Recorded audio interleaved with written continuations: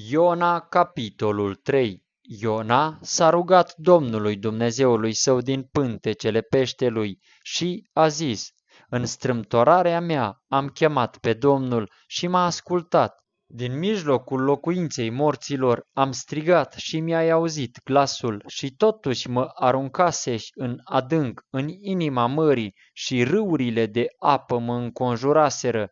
Toate valurile și toate talazurile tale au trecut peste mine. Ziceam, sunt lepădat dinaintea ochilor tăi, dar iarăși voi vedea templul tău cel sfânt.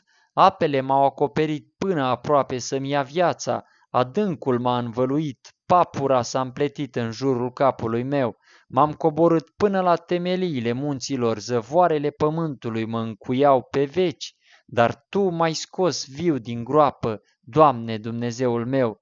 Când îmi tângea sufletul în mine, mi-am adus aminte de Domnul și rugăciunea mea a ajuns până la tine în templul tău cel sfânt.